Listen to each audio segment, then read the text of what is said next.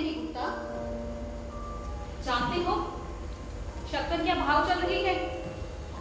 अरे पूरी 40 हो गई। जानता हूँ।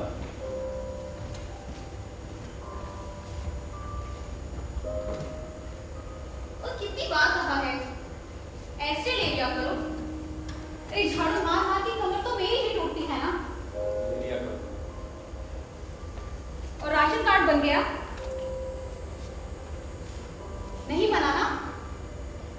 गए भी थे? अरे परवाह किसको है? माँ का ऑपरेशन कब तय हुआ है? इसका मतलब अस्पताल ही नहीं गए। अरे अकेले कहाँ कहाँ मरूंगी? बोलते क्यों नहीं कुछ? क्या हो गया तुम्हें? कुछ नहीं। सिन्हा का काम किया या नहीं? नहीं किया ना? सारी आफत मेरे सर। अरे नहीं पढ़ाई नंबर तो लपक कर एहसान तो लेते हो। क्या एहसान लिया है? जाहिर है तुमने फेल कर दिया उसे। अरे मैंने जो सिफारिश की थी कोई और करता तो? आखिर कहना क्या चाहती हो? अरे उसे क्या जवाब दूंगी? वो अपने अफसर को क्या जवाब देगा? अरे उसकी प्रमोशन का क्या होगा? लड़का पास होने लायक नहीं था तो मैं क्या करता? पास होने लायक होता तो तुमसे कहता ही क्यों? और सोचा भी है तो सिन्हा क्या सोचेगा? अच्छे हैं एहसान फरामोश लोग हैं। क्या एहसान फरामोशी की मैंने? तुम्हें नौकरी किसके कारण मिली? अरे ये मकान अस्पताल में सुविधाएं कौन दिलवा रहा है? अगर तो नंबर ही बढ़ा देते तो कौन सा आसमान फट जाता? अब चुप भी रहो। अरे चुप रहने के अलावा किया क्या है आज तक? तुम बैठो इस हरीशन की खाली आसन पर। जानते हो सर में क्या खबरें फैल रही है? कैसी खबरें? सो जो कुछ हुआ क्या सच है? क्या हुआ सुबह? मुझे भी नहीं बताया। अब क्या बताऊं? बदकिस्मती से आज मैं कॉलेज नहीं गई और इस साले ने मुसीबत खड़ी कर दी। आखिर हो क्या गया?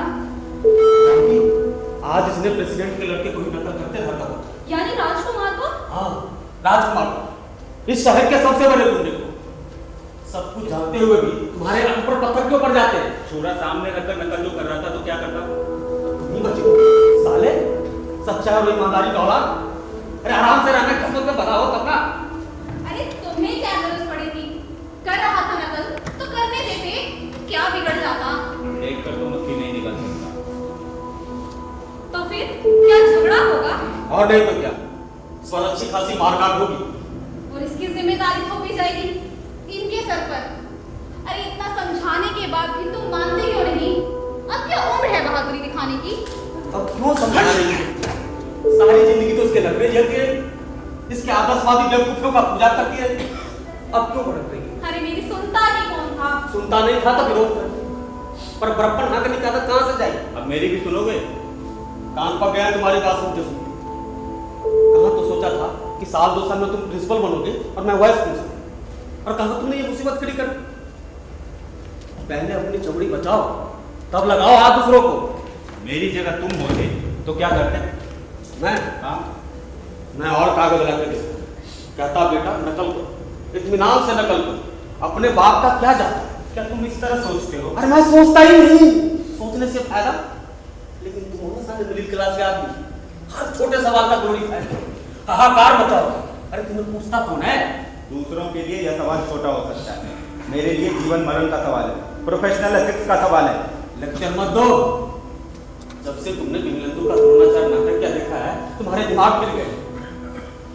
मिडिल क्लास का नपुंसक सोच छोड़ो, जाओ प्रेसिडेंट के हाथ पहुंचो, देश को रफा दफा करो। ये दो और नहीं तो क्या,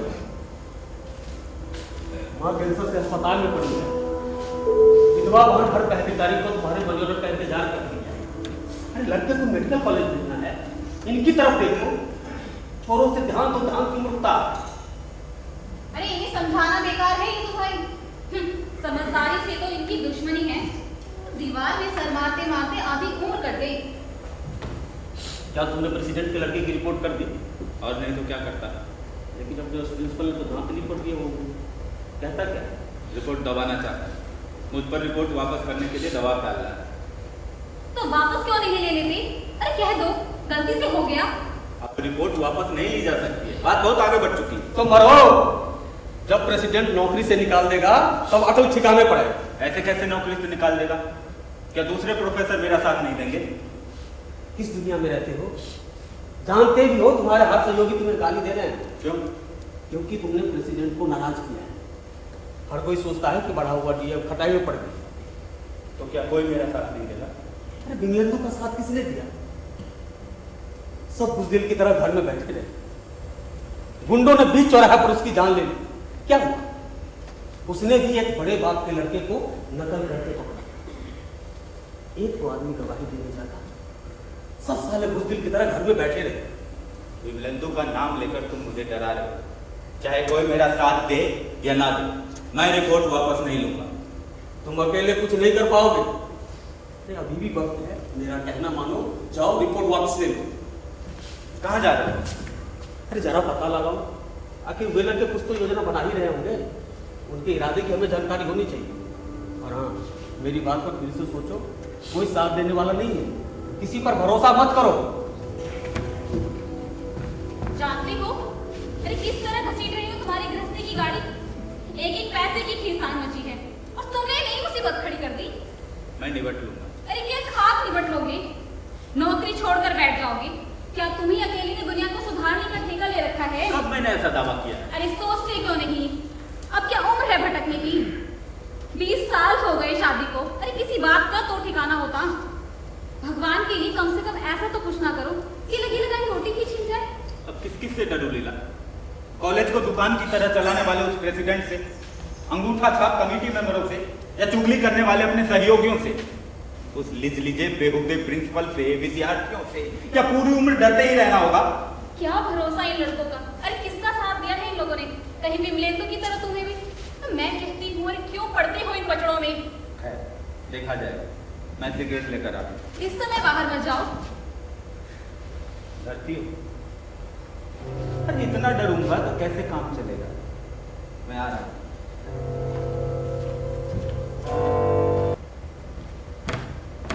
सर तुम क्या करो सर, आना ही पड़ा। अब और कौन सा पराक्रम किए? पराक्रम मैं क्या करूँगा? पराक्रम तो मेरे प्रोफेसर्स कर रहे हैं। बदतमीजी करते हुए तुम्हें शर्म नहीं आती? पहले आती थी, पर अब सवाल ही कहाँ उठता है। अब किसी पर विश्वास ही नहीं रहा। झूठ बोलते हो तुम। नकल करते हुए तुम्हें शर्म नहीं आई? तुम्हारी जगह कोई दूसरा होता तो डूब मरता। मैं जानता था कि आप यही बात कहें। और कोई बात कही भी जा सकती है? मैं सोचता था कि कम से कम आप सच्चाई का पता लगाने की कोशिश करेंगे। मैं कुछ नहीं सुनना चाहता। I dislike. Get out. क्या आप मेरी बात नहीं सुनेंगे? क्यों सुनो? आप नहीं सुनेंगे तो कौन सुनेंगे? सुनने के बाद अगर आपको लगे कि मैं झूठ बोल रहा हूँ तो निकालिए चप्पल, मारिए 10। ठीक, बैठो, सुन रहा हूँ। सर मैंने नकल नहीं की है। नहीं, तुमने नकल की है। नो सर, मैंने नकल नहीं की। You are a liar. क्या प्रोफेसर मिश्रा झूठ बोलेंगे? मैंने नकल नहीं की है सर। कागज किसके हाथ में था? मेरे। फिर भी पर मैंने उस कागज का इस्तेमाल नहीं किया। This is no argument. आप जानते हैं मेरे सामने कौन बैठा था? राजकुमार। इससे क्या होता है? वो छुरा रखकर नकल कर रहा था। प्रोफेसर मिश्रा की ड्यूटी कमरे में थी, फरौन देखा कर रहे थे, उसकी सीट से दूर घूम रहे थे। लेकिन इससे ये कहाँ सिद्ध होता है कि तुमने नकल नहीं की? पहले पूरी बात तो सुन लीजिए सर। राजकुमार के पास से एक कागज उठकर मेरे पास आया। मैंने वो कागज उठा लिया। मैं वो कागज प्रोफेसर मिश्रा को देने ही वाला था और उन्होंने तेजी से आकर मेरा हाथ पकड़ लिया। तो तुमने विरोध क्यों नहीं किया? मैं बहुत चीखा चिल्लाया सर, पर प्रोफेसर मिश्रा नहीं माने। तुमने जरूर बदतमीजी की होगी। कभी की है मैंने। वो धकेलते हुए मुझे प्रिंसिपल के कमरे में ले गए। तो तुमने प्रिंसिपल से अपनी बात क्यों नहीं कही? वहाँ तो प्रिंसिपल के साथ पहले से कॉलेज का प्रेसिडेंट भी बैठा था। उसने मुझे ऐसे देखा जैसे कोई शिकारत लग गया। उसकी मुस्कुराहट बहुत भयानक थी सर। उसके बाद क्या हुआ? उसके बाद मुझे कुछ देर के लिए कमरे से बाहर जाने को कहा गया और फिर वापस बुलाया गया और मेरी रिपोर्ट यूनिवर्सिटी फीस दी। तो तुम कागज नहीं दे गए? आप ही बताइए, क्या मैंने कभी नकल की है? तो फिर बिना जांच किए हुए तुम्हें सजा क्यों दी गई? जानबूझकर। क्या लोग तुम्हारे दुश्मन हैं जो जानबूझकर तुम्हें सजा देंगे? मेरे पिताजी और प्रेसिडेंट का राजनीतिक विरोध है। आने वाले चुनाव में वो उनके खिलाफ लड़ रहे हैं। मैं उस विरोध की बलि बनाया गया हूँ। मुझसे क्या चाहते? न्याय। मतलब आज आपने राजकुमार को पकड़ा है। तुम्हें उससे क्या लेना देना? मैं ये पूछने आया हूँ कि क्या राजकुमार की रिपोर्ट यूनिवर्सिटी भेजी जा रही है या नहीं। मैंने अपना काम कर दिया, आगे प्रिंसिपल की जिम्मेवारी। नो सर, आपकी भी उतनी जिम्मेवारी है। लेकिन कैसे? उसकी रिपोर्ट दबाई जा रही है, आपको रिपोर्ट यूनिवर्सिटी को भिजवानी होगी। अब उन्होंने नहीं भिजवाई तो मैं क्या कर लूंगा? सर आपको हमारा साथ देना होगा। मतलब? इस बार हम लोग भी मरने मारने पर तुले हैं। कॉलेज की ईंट से ईंट बजा कर रख देंगे। हम लोग न्याय की लड़ाई लड़ रहे हैं, राजकुमार इस बार बच नहीं सकता। यानी तुम लोग आंदोलन करोगे? दूसरा कोई चारा नहीं है सर। और तुम लोगों को ये क्यों लगता है कि रिपोर्ट दबा दी जाएगी? क्योंकि राजकुमार प्रेसिडेंट का लड़का है। इससे क्या होता है? वो प्रोफेसरों को अपने बाप का नौकर समझता है और कॉलेज को अपनी जायदाद। तो मैं इसमें क्या करता हूँ? सर आपको हमारा साथ देना, आपको हमारी ओर से लड़ना, अरे मुझे बीच में क्योंकि क्यों? आपका साथ मिलने पर ही हम ये लड़ाई जीत सकेंगे। नकल हमेशा के लिए बंद हो जाए, गुंडागर्दी दफना दी जाएगी। तो आप साथ देंगे ना? आप सबके सामने कहेंगे कि राजकुमार छुरे के बल पर नकल कर रहा था। तुम्हें ऐसा क्यों लगता है कि मैं न्याय का साथ नहीं दूंगा? क्योंकि लोग अक्सर ठीक मौके पर बदल जाते हैं सर। तो क्या तुम मुझे दूसरों की नो तरह? सर, वैसी बात नहीं। पर आप पर दबाव डाला जाए, आपको धमकाया जाए, आपको नौकरी से निकालने की धमकी भी दी जाएगी, जान से मारने का डर भी दिखाया जाए, तो क्या अचरज नहीं। मैं धमकियों से नहीं डरता। पूरे स्टाफ में केवल आप पर भरोसा है सर। कल से हम धरना देंगे, हड़ताल करेंगे, रिपोर्ट नहीं हुई तो परीक्षा का बहिष्कार करेंगे। लेकिन पूरी बात बोलो। लेकिन आप बदल गए तो याद रखिए, हम आपको भी नहीं छोड़ेंगे। तो तुम मुझे धमकी देने आए हो? वैसी बात नहीं है सर, पर आप पर दबाव डाला जाए। मैंने कहा ना, मैं धमकियों से नहीं डरता। सर मुझ पर भरोसा है। हाँ, कल से हम हड़ताल करेंगे, रिपोर्टिंग परीक्षा का बहिष्कार करेंगे। ठीक, जाओ।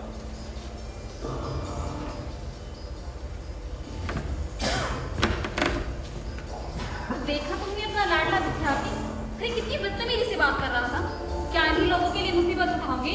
उसका दोष नहीं है। क्या तुम्हें सरासर धमका नहीं रहा था? अब बदतमीजी और धमकी की भाषा ही समझी जाती है। तो इन लड़कों की ओर से नेतागिरी करोगी तुम? उसका पक्ष न्याय का। अरे कहीं मारपीट हो गई, छुरे चाकू चल गए तो क्या होगा? सारा दोष तुम पर मढ़ दिया तो जाएगा। क्या मैं झूठ बोल दूं? अरे मैं कहती हूँ, तुम्हें न्याय देने के लिए जज किसने बना दिया? अरे कभी कहना माना है मेरा, तो कितनी बार कहा, अरे क्यों पड़ते हो इन पचड़ों में? लेकिन आप इस समय? आप नहीं आए तो सोचा मैं ही चलूं। भूमिका बनाऊं या सीधे सीधे ही पूछूं? सीधे सीधे ही पूछिए। आपने क्या तय किया? मैं रिपोर्ट वापस नहीं लूंगा। शाबाश, मैं आपकी इसी ईमानदारी का कायल हूं। आपका क्या ख्याल है, अपराधी को सजा मिलनी चाहिए या नहीं? इसी बात का तो विरोध है प्रेसिडेंट साहब। मैं भी यही चाहता हूं। पर प्रिंसिपल साहब तो कह रहे थे कि उसे मारिए गोली। निहायत ही बेवकूफ किस्म का आदमी है, न पर्सनैलिटी है न ग्रेस, हमेशा है करता रहता है। उसके 60 हो गए हैं, सोचता हूं रिटायर कर दूं, लेकिन सही आदमी मिलता कहाँ? लेकिन वो तो कुछ और ही कह रहे थे। क्या कह रहा था? यही कि आप हमारे मालिक हैं, अन्नदाता हैं। कहा ना, बिल्कुल ही गधे किस्म का आदमी है। अरे कौन किसका मालिक, कौन किसका अन्नदाता? तो आप क्या चाहते हैं? यही कि असली अपराधी की खोज हो और उसे कड़ी से कड़ी सजा। तो क्या आप राजकुमार को असली अपराधी नहीं मानते? वह अपराधी हो सकता है, लेकिन असली अपराधी नहीं। तो आपकी नजर में असली अपराधी कौन है? मुझसे पूछेंगे तो मैं कहूंगा आप। मैं? मेरा मतलब है आप लोग। वो पिछले 3 सालों से नकल कर रहा था, उसे पकड़ा क्यों नहीं गया? यह सवाल अपने आप से पूछिए आप। उसकी बेहुदा हरकतों की शिकायत मुझसे क्यों नहीं की गई? आप लोगों को डर किस बात का था? आपका? मेरा? हाँ, आपका। अपनी रोटी का, अपनी सुरक्षा का। मैं किसी का क्या बिगाड़ता हूं? क्या आपकी भाषा धमकी की भाषा नहीं होती? क्या आप जो कहते हैं वही नियम नहीं होता? आपका यह आरोप गलत है। नहीं, मेरा आरोप बिल्कुल सही है। और आप अच्छी तरह जानते हैं कि आपका लड़का गुंडा, आवारा और बदमाश किस्म का है। फिर भी आप ढूंढ क्यों रखते हैं? क्या आपको कुछ नहीं मालूम? यह झूठ है। और आपने चंदू का यूनिवर्सिटी क्यों भिजवाया? मैंने भिजवाया? हाँ, भला मेरी उससे क्या दुश्मनी हो सकती है? आपने मौके का फायदा उठाया। वो आपके राजनीतिक विरोधी का लड़का है और आप उसके बाप की इमेज खराब करना चाहते हैं। मिस्टर अरविंद, आप अपनी हद से बहुत आगे जाए। भला इसी में है कि राजकुमार की रिपोर्ट यूनिवर्सिटी जाने दी। तो आप रिपोर्ट वापस नहीं लेंगे। सवाल ही नहीं उठता। आप अपनी जिद का परिणाम समझते हैं। अच्छी तरह। तो मेरे भी आरोप सुनिए। आप लड़कों को मेरे खिलाफ भड़का रहे हैं। आप शहर की शांति व्यवस्था को खतरा पहुंचा रहे हैं। आप बदमाश लड़कों की नेतागिरी। प्रेसिडेंट साहब, आप अच्छी तरह जानते हैं कि आपका आरोप बिल्कुल गलत है। कल तक आपने रिपोर्ट नहीं बदली तो इसके परिणाम भयंकर। मैं कॉलेज बंद कर दूं। बंद कर दीजिए।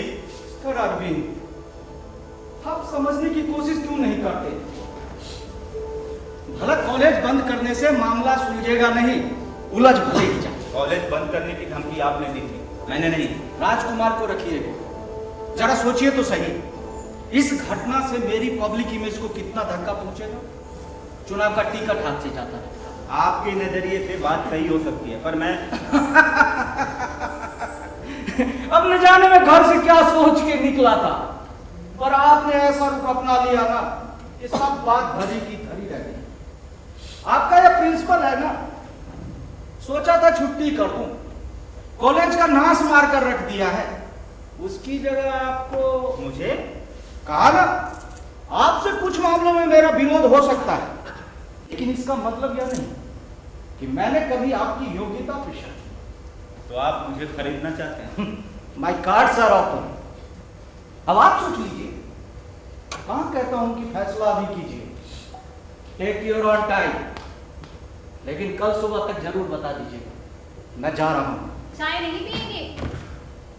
नहीं, अभी नहीं, कल फैसला सुनने के बाद।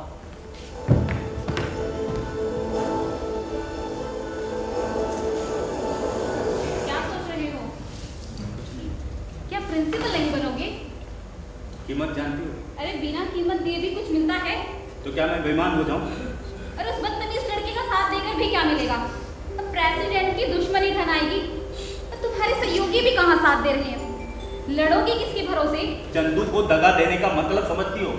नकल का विरोध करने वाले सैकड़ों विद्यार्थी मेरे खून के प्यासे हो जाएंगे, मुझ पर थूकेंगे। अरे प्रेसिडेंट उनसे निपट लेगा, तुम्हें सुरक्षा देगा, प्रिंसिपल बना देगा, और वो लड़के केवल सड़क पर खड़ा कर तुम्हें तमाशा देखेंगे। उनका साथ देने से फायदा?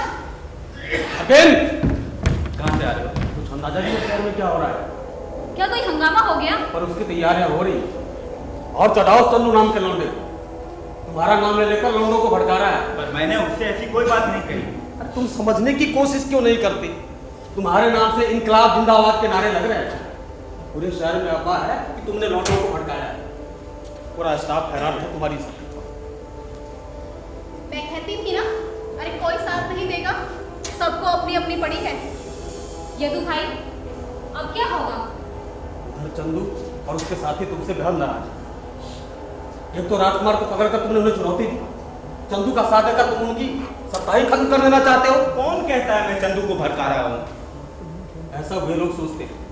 अगर तुमने रिपोर्ट वापस नहीं ली तो आज राजकुमार तुम्हें जान से मार दे। तुम मुझे डरा रहे हो? अरे इसमें डराने वाली बात क्या है? जब वे लोग विमलेंदु की हत्या कर सकते हैं तो तुम्हारी क्यों? हर बात तुम्हारे खिलाफ जा रही है। जाओ रिपोर्ट वापस ले लो। फिर प्रेसिडेंट इन्हें प्रिंसिपल बनाने की बात भी तो कह रहा है। तो जाओ प्रिंसिपल बन जाओ, मेरे लिए वाइस प्रिंसिपल का रास्ता बनाओ। अगर तुम प्रेसिडेंट का साथ दोगे तो प्रेसिडेंट भी तुम्हारा साथ देगा।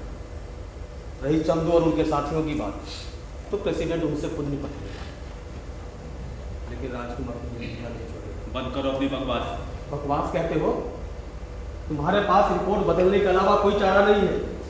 अगर तुमने राजकुमार का विरोध किया तो, अगर तुमने चंदू का विरोध किया तो सामाजिक हत्या से तुम बच नहीं सकते। चुप रहो। मैं सोचती थी कम से कम एक बार तो मेरा कहा मानोगे, पर नहीं, तुम सिर्फ अपने लिए जीते हो। अपनी अपनी खुशी के परे तुम्हें कुछ नहीं दिखाई देता। स्वार्थी कहीं के।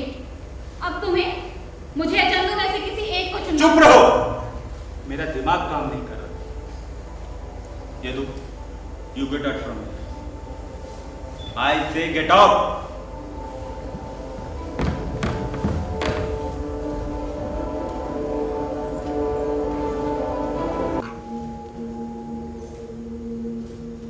कौन है? कौन हो तुम? पहचानो, साल भर में ही भूल गए। तुम्हारी आवाज तो विमलेंदु की है, हाँ, विमलेंदु, तुम्हारा मित्र। पर तुम्हारा चेहरा कहाँ गया? मृत्यु ने उतार कर। तो क्या तुम विमलेंदु? हाँ, विमलेंदु। चेहरे केवल जिंदा रहते बदले जा सकते हैं, 1, 2, 10, 100। और मौत हमेशा के लिए चेहरा उतार कर रख देती है। तो क्या तुम विमलेंदु के प्रेत? प्रेत, हाँ, प्रेत। जिंदा प्रेतों के बीच एक और प्रेत। कहां से आ गए? तुम्हारे मन की अंधेरी गलियों से। कितना अंधेरा है, सीलन भरी हजारों सुरंगें और तहखाने। कितना कचरा जमा कर रखा है तुमने, मुझे भी बड़ी मुश्किल से रास्ता। यहाँ क्यों आए? किसने बुलाया तुम्हें? तुमने और किसने? मैंने नहीं बुलाया। मेरी गरज? झूठ मत बोलो, बिना बुलाए मैं कहीं नहीं जाता। बोलो, बुलाया है या नहीं? बोलते क्यों नहीं? हाँ, बुलाया। अब मैं आ गया हूं तो डरते हो। डरो मत। पर क्यों बुलाया मैंने? मैं बताऊं, तुम जानना चाहते थे कि मरते समय मैं क्या सोच रहा था। जब गुंडों ने मुझ पर हमला किया तो मेरी मनस्थिति क्या थी? हाँ, तुम बलिदान करते समय क्या सोच रहे थे? वकूफ, बलिदान शब्द वापस ले। मैं तेरी क्लास में बैठा कोई फर्स्ट ईयर का लौंडा नहीं जो वजनी शब्दों के माया दर्पण में अपना चेहरा झांकने लगा। मैं शब्दों से परे हूं, मैं चेहरों से परे हूं। मैं नहीं मान सकता। तुमने जो किया वो बलिदान था, आत्मत्याग, आदर्श। फिर वही बकवास बंद करोगे या नहीं? ये बकवास मैं बहुत सुन चुका हूं। मेरी लाश किताब पर रखी थी और तुम लोग लेक्चर दे रहे थे। हर कोई यह बताने की कोशिश कर रहा था कि वो मेरा कितना जिगर जान दोस्त है। मुझमें जो जो नहीं था उसे ढूंढ ढूंढ कर बखान किया, पर सच्चाई क्या थी जानते हो? मैं कैसे जानूंगा? तुम जानते हो पर कहोगे नहीं। सब मन ही मन मेरी बेवकूफी पर तरस खा रहे थे। होड़ लगी हुई थी लोगों। एक ने इसी होड़ में मेरे बाप को क्रांतिकारी कहा, तपस्वी और त्यागी कहा। साला वो क्या जानता था कि मेरा बाप एक नंबर का गजेड़ी और सट्टेबाज था। तो समझे, किसी की जान जाए और ये साले अपनी पब्लिसिटी कर। तो क्या तुम अपनी मृत्यु पर दुखी हो? और नहीं तो ये कोई उम्र थी मरनी? 3 साल हुए थे शायद। भूल सी बच्ची, पत्नी का उबलता प्यार और नाटक की दुनिया में नाम पैदा कर दिया। सब धरा का धरा। फिर तुमने नकल क्यों पकड़ी? बेवकूफी के लिए कोई तर्कशास्त्र होता है? आ गया जोश में, हो गई गलती। अब मैं क्या जानता था कि इसके बदले मुझे सजाए मौत मिलेगी। तुमने जो किया वो बलिदान। हम लोग तुम्हारे आत्म बलिदान की गाथा गाते हैं। जिंदा हो ना, इसलिए। मरो तो पता चले कि जीवन क्या होता है। लेकिन नकल? उसकी ऐसी की तैसी। साले तुम मिडिल क्लास आदमी अपनी हर समस्या को ग्लोरीफाई करो और ना समझ। जानता है, मेरी जवान विधवा पत्नी पिछले साल भर से नौकरी के लिए दर दर की ठोकरें खा रही। सब आश्वासन देते हैं पर नौकरी कोई नहीं देता। सब बकवास। तुम कहना क्या चाहते हो? जाओ उस प्रेसिडेंट से समझौता करो, प्रिंसिपल बनो। क्या तुम्हारी भी ख्वाहिश है कि तुम्हारे लाश के पास म्युनिसिपैलिटी के चेयरमैन की अध्यक्षता में शोक सभा और प्रस्ताव पास किया जाए? नहीं, मैं समझौता नहीं करूंगा। मैं भी देखूंगा। मेरे नाटक का द्रोणाचार्य भी यही कहता था। मेरी तुलना द्रोणाचार्य से क्यों करते हो? वो बहुत शक्तिशाली इंसान था, मैं बहुत छोटा आदमी हूँ, छोटे छोटे मोर्चों पर लड़ता हूँ। बकवास। उस द्रोणाचार्य ने भी दावे किए थे तुम्हारी तरह। उसे समझो, तुम्हें अपने प्रश्नों का उत्तर मिल जाएगा। याद करो उसे, याद करो, याद करो उसे, याद करो, याद करो, याद करो।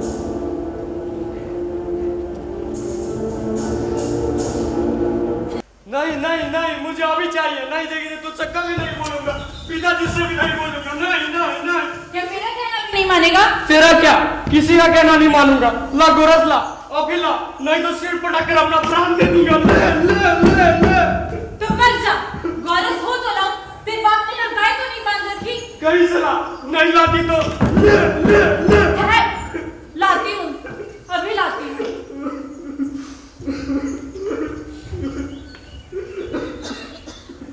क्या हो गया रे? रो क्यों रहा है? हाँ? क्या माँ ने फिर से मारा? नहीं, माँ ने नहीं मारा। तो रो क्यों रहा है? मुझे गोरस पीना है पिताजी, मुझे गोरस पीना है। किंतु अपने यहाँ गाय तो नहीं है। नहीं है तो क्या हुआ, माँ गई है लाने। लेकिन क्या बाहर गई है? नहीं, भीतर गई है। आ गए तुम? देखो ना कब से दूध के लिए हट कर रहा है, सिर पटक पटक के प्राण दे रहा है। ले पी, अब रोएगा तो देखना, हट्टी कहीं का। गौरस कैसा लगा बेटे? बहुत अच्छा था माँ। अब कहाँ जा रहा है? उस क्षत्रिय कुमार के पास, उसे जाकर बताता हूँ कि हमारे यहाँ भी गौरस है। घमंडी कहीं का, आपको दरिद्र भिखमंगा ब्राह्मण कह रहा था। हाँ बताओ, द्रुपद ने क्या कहा?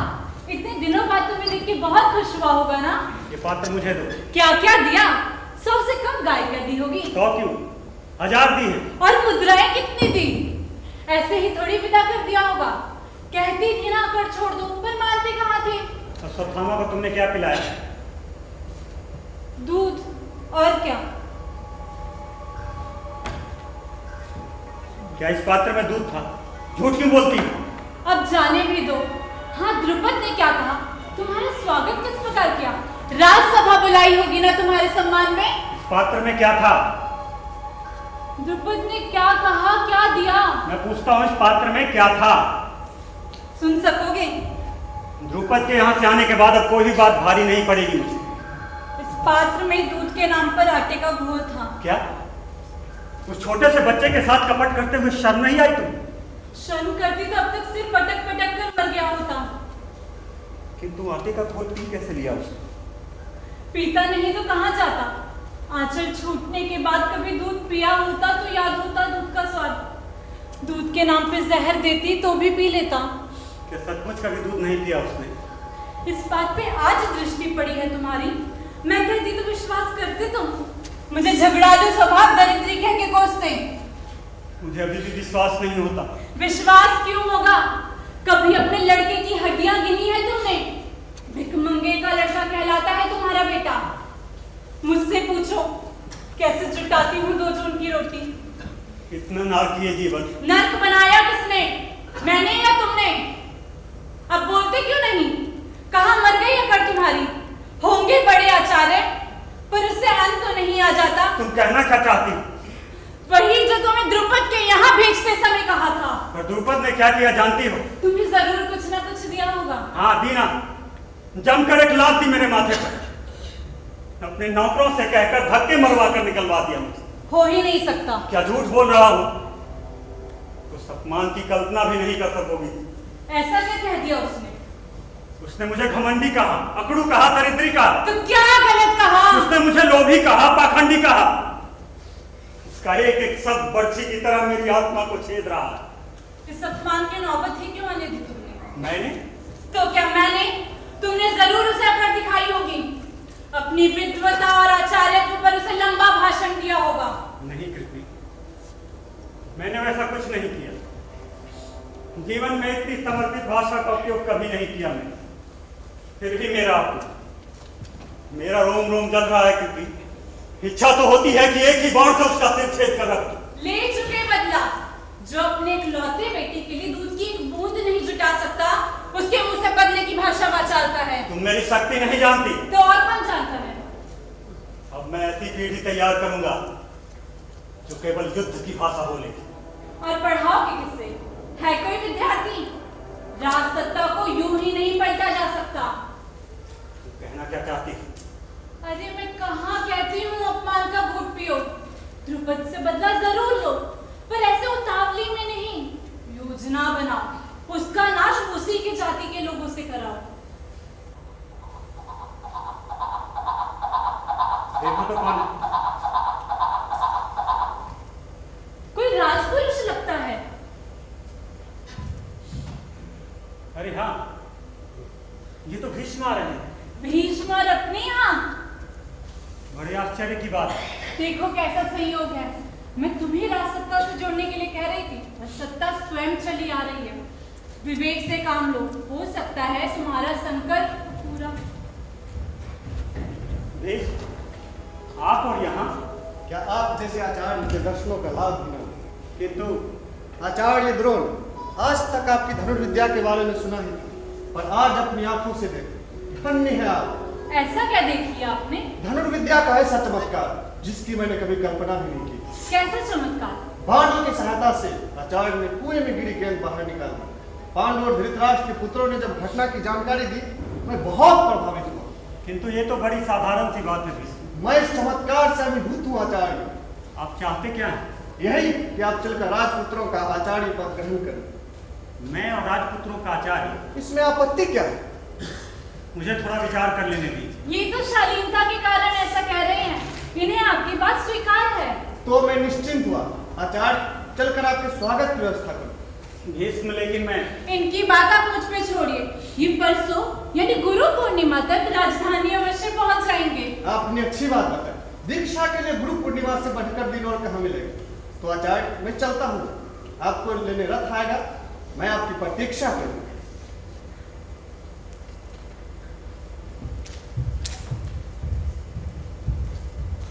तुमने मुझे सोचने का अवसर तक नहीं दिया पृथ्वी। क्योंकि तुम सोचते तो कभी हाँ नहीं कर पाते। किंतु तुम इसका परिणाम जानती हो। हाँ जानती हो ना। अगर कपड़ों की समस्या हमेशा के लिए खत्म हो जाएगी, थोड़ा सम्मान से रह सकेंगे और साथ ही तुम अपने शत्रु द्रुपद से बदला भी ले सकोगे। हाँ, द्रुपद से बदला। द्रुपद का नाश किए बिना मैं चैन से नहीं जी सकूंगा। अब तुम्हारे शिष्य होंगे इस देश के भावी शासक। तुम उनकी सेना बनाकर द्रुपद को तहस नहस कर सकते हो। हाँ, अब जब मेरी नियति यही है तो मैं क्या कर लूं? मैं तैयार हूं पृथ्वी, मैं तैयार हूं।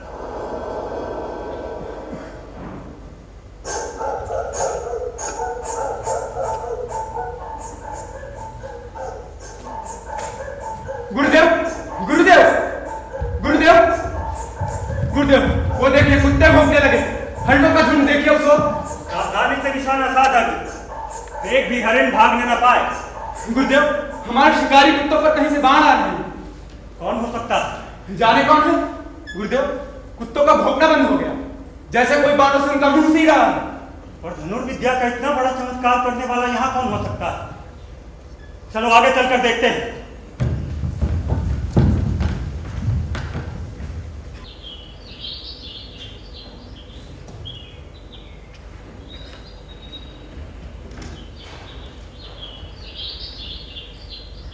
कौन हो?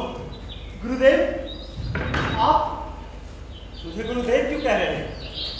आप मेरे गुरुदेव हैं, इसलिए। किंतु मैं तुम्हें पहली बार देख रहा हूं। पहली बार नहीं गुरुदेव, दूसरी बार। झूठ बोलते हो। मैं भला क्यों झूठ बोलने लगा? क्या 10 वर्ष पहले मैं आपसे नहीं मिला था? मैं आपका शिष्य बनना चाहता था।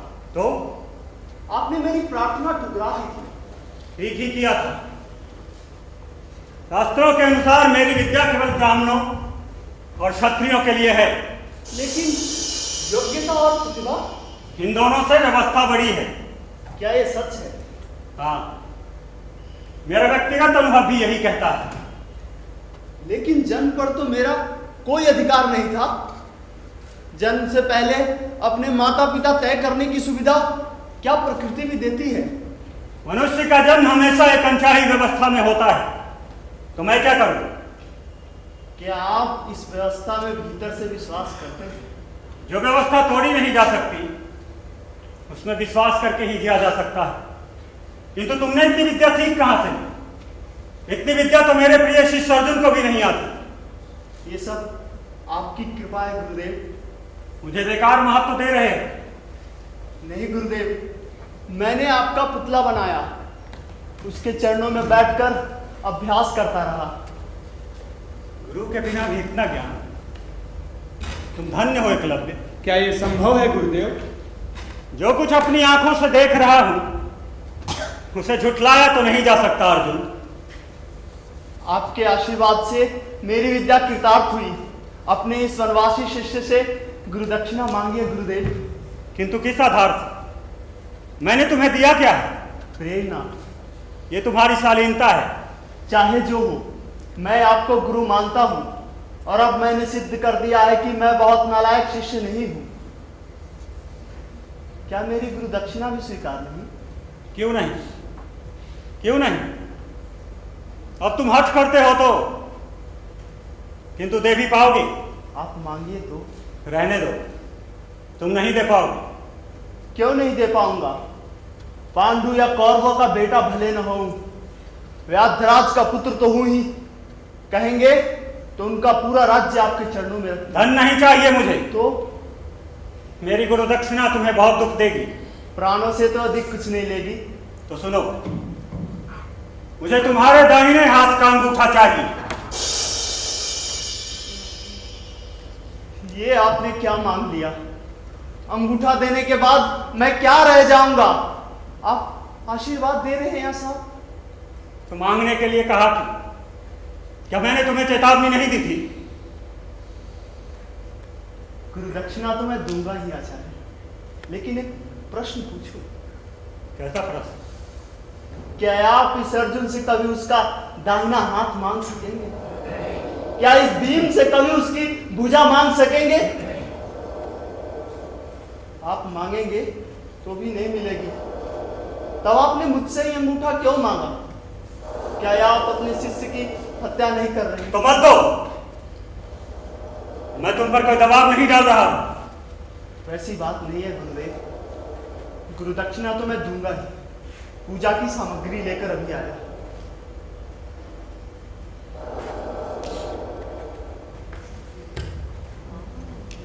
गुरुदेव, आपकी यह क्रूरता समझ में नहीं आई। क्यों? एकलव्य से अंगूठा क्यों मांगा? धर्म की व्यवस्था के लिए। जानते नहीं, शूद्रों और वनवासियों को धनुर्विद्या की शिक्षा नहीं दी जा सकती। लेकिन आपने शिक्षा दी कहां? क्या आपको गुरुदक्षिणा देना भी अपराध हो गया? एकलव्य का अंगूठा बना रहने का अर्थ समझते हो? उसका धनुर्विद्या पर अधिकार हो जाए, धीरे धीरे संपूर्ण जाति का अधिकार हो जाए। वे शक्तिशाली होकर क्षत्रियों से स्पर्धा करेंगे और परिणाम होगा वर्णाश्रम धर्म पर संकट।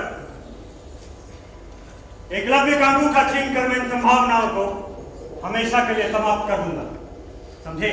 पर यह अन्याय है गुरुदेव। देखा नहीं उसकी आंखों में क्षत्रियों के लिए कितनी घृणा थी? आपने एक महान प्रतिभा को बढ़ने से पहले ही कुचल दिया। हाँ, कुचल दिया। उसने मेरे अहंकार को चुनौती क्यों दी? कैसी चुनौती? वो सिद्ध करना चाहता था कि मेरी सहायता के बगैर भी वो महान धनुर्धर बन सकता है। कल इतिहास मेरी अपूर्णता पर हंसता। इतिहास तो फिर भी कल हंसेगा आप पर। जब भी प्रतिभा को जाति और व्यवस्था के नाम पर कुचला जाएगा तो लोग आपको ही याद करेंगे। इतिहास आपको कभी क्षमा नहीं करेगा। ये तुम कह रहे हो, कम से कम तुम्हें तो नहीं कहना चाहिए अर्जुन। मगर क्यों? क्योंकि यही वनवासी आगे चलकर तुम्हारी राह का सबसे बड़ा कांटा बनता। तो बनने देते, उसे जीतने के लिए और अधिक विद्या सीखता। नहीं अर्जुन, उसकी प्रतिभा स्वयंभू है, तुम उसके आगे नहीं ठहर सकते। आपके रहते? हाँ, मेरे रहते। एकलव्य ने मुझे भी अपनी सीमा की पहचान दी है। तो क्या इसीलिए आपने? याद है, एक दिन प्रसन्न होकर मैंने तुम्हें आशीर्वाद दिया कि इस पृथ्वी पर तुमसे बड़ा धनुर्धर कोई नहीं होगा। आज मैं अपना वचन पूरा कर रहा हूं। पर यह अन्याय है गुरुदेव, उस पर भी और मुझ पर भी। तुम पर क्यों? क्योंकि मैं संसार के सबसे बड़े धनुर्धर को अपनी आंखों से देख चुका हूं। भविष्य में जब कभी कोई मुझे संसार का सबसे बड़ा धनुर्धर कहेगा तो उस समय एकलव्य का गर्म खून से सना हुआ पंजा मेरा मजाक उड़ाएगा। गुरुदेव, मैं अपनी अपराध भावना को नहीं जीत सकूंगा। मूर्खतापूर्ण बातों को बंद करो अर्जुन। गुरुदेव, अभी भी समय है, जाइए एकलव्य को मना कीजिए। मैं इस पाप में शामिल नहीं होना चुप चाहता। रहो, मुझे मेरा वचन पूरा करने दो। मुझे मेरे राजकीय कर्तव्य का पालन करने दो। नहीं गुरुदेव। वो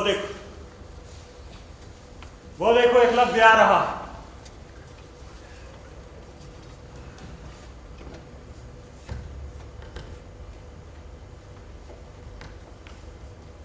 ये रही आपकी गुरु दक्षिणा गुरुदेव। ये रही आपकी गुरु दक्षिणा।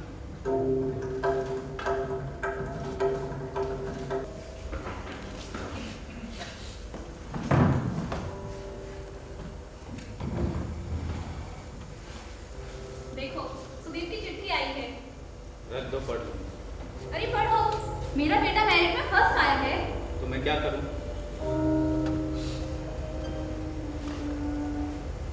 फर्स्ट आना अगर बहुत कुछ होता है तो पूरे शहर में मिठाई बांटो। इस तरह काट क्यों रहे हो? पढ़ भी लो। काटू नहीं तो क्या करूं? तुम लोगों की मेहरबानी से प्रिंसिपल जो हो गया। अरे प्रिंसिपल बन गई तो क्या हो गया? तो क्या तुम प्रिंसिपल बनकर सुखी नहीं हो क्या? हाँ, बहुत खुश हूँ। हर इंसान मुझे बेईमान और मौका परस्त समझता है। कोई मेरी बातों पर विश्वास नहीं करता। इतना सोचोगे तो कैसे चलेगा?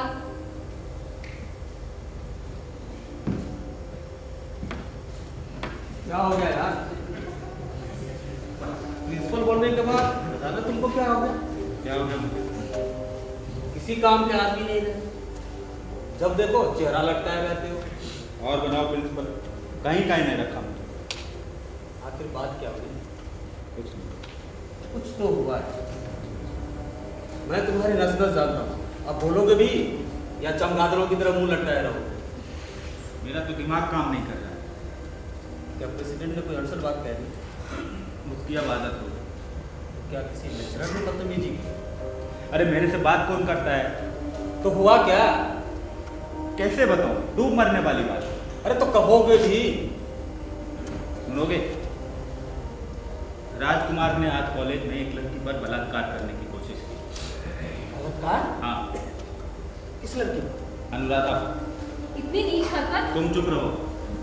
तुम्हारी वजह से आज राजकुमार कॉलेज में। पर यह घटना हुई कहाँ? कॉलेज में। और तुम्हारे रहते ये संभव कैसे हुआ? अरे जब किस्मत फूटी हो तो मैं क्या करूं? मुझे खुद विश्वास नहीं होता। लेकिन हुआ कैसे? कांड। कॉलेज बिल्डिंग के पीछे का बगीचा देखा है तुमने? हाँ। वहीं 4 बजे थे। लड़के कॉलेज से चले गए। मैंने सोचा जरा गुलाब की नई कलमों को देखा। तो जैसे ही हैज के पास पहुंचा तो एक लड़की की भयानक चीख सुनाई पड़ी। मैं दौड़ा उधर, देखा तो राजकुमार अनुराधा पर वो छटपटा रही थी। It was horrible. मैंने ललकारा उसे पर भाग गया साला। अनुराधा फूट फूट कर रोती रही। समझे?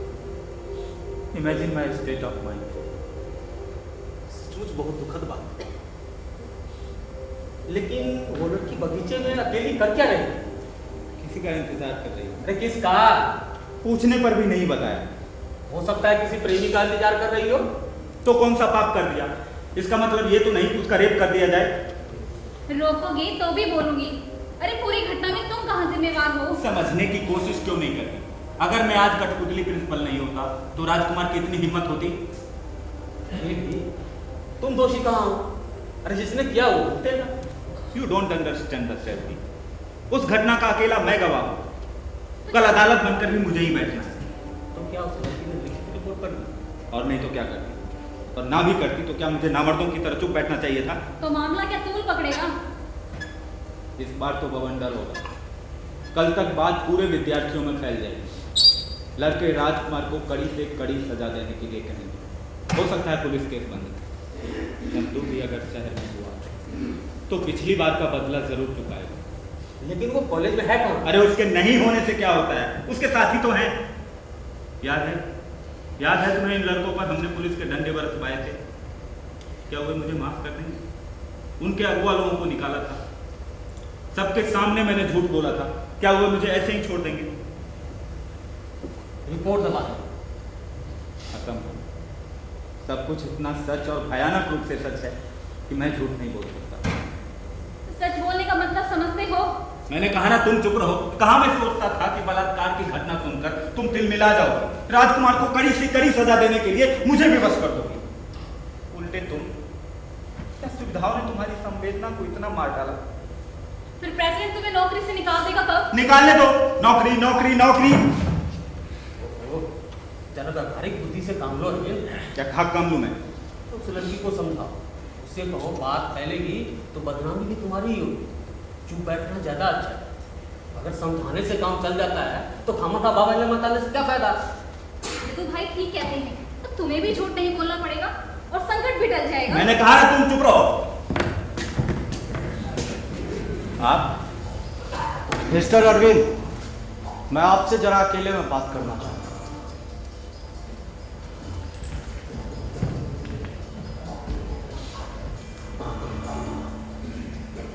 मिस्टर अरविंद, कॉलेज में इतनी बड़ी घटना घट गई और आपने मुझे इन्फॉर्म करना तक जरूरी नहीं समझा। तो ये तो आपकी ओर ही आ रहे थे, कितने परेशान है तब से। कह रहे थे प्रेसिडेंट साहब भी बहुत चिंतित होंगे। क्या आपको कॉलेज से मेरे घर सीधे नहीं आना चाहिए था? लेकिन आपको फुर्सत कहाँ थी? आप तो उस लड़की की रिपोर्ट लिखाने में लगे। उसने रिपोर्ट खुद लिखी, पर आपने मना भी नहीं किया। क्या यह उसका अधिकार नहीं था? उसे समझाना भी आप ही का कर्तव्य था। आपकी लड़की पर अगर बलात्कार की कोशिश होती तो आप क्या करते? मिस्टर अरविंद, तुम भीतर जाओ। मतलब साफ है कि आप उस लड़की की तरफ से बोल रहे हैं। आप चाहे जो समाओ। तो क्या राजकुमार के खिलाफ एक्शन लेने की सोच रहे हैं? ऑफ कोर्स, अगर नहीं लूंगा तो लड़के मुझे फाड़ खाएंगे। मिस्टर अरविंद, आप नहीं जानते कि मैं अपने लड़के के हरकत पर कितना दुखी हूँ। कोई भी बात होगा तो उसे अपने किए की सजा भुगतने दीजिए। दूसरा कोई समय होता तो मैं आपकी बात मान लूं, लेकिन इस समय क्यों? अब आपसे क्या छिपाऊं? मुझे मंत्रिमंडल में लेने की बात चल रही है। मेरी इमेज नहीं बिगड़नी चाहिए। आप राजकुमार को रेस्टिकेट करा दीजिए, आपकी इमेज और उभर कर सामने। परमार्थ की राजनीति के दिन लग गए मिस्टर अरविंद। तो आप क्या चाहते? यही कि लड़के को बेदाग भी बचाना है और मुझे मंत्री भी बनना है। आप नहीं जानते कि अपराध की सार्वजनिक तौर पर स्वीकृति राजनीति में आत्महत्या कहलाती है। और सार्वजनिक रूप से झूठ बोलना क्या मेरे लिए आत्महत्या नहीं होगी? ऐसा मौका ही क्यों आने देते हैं?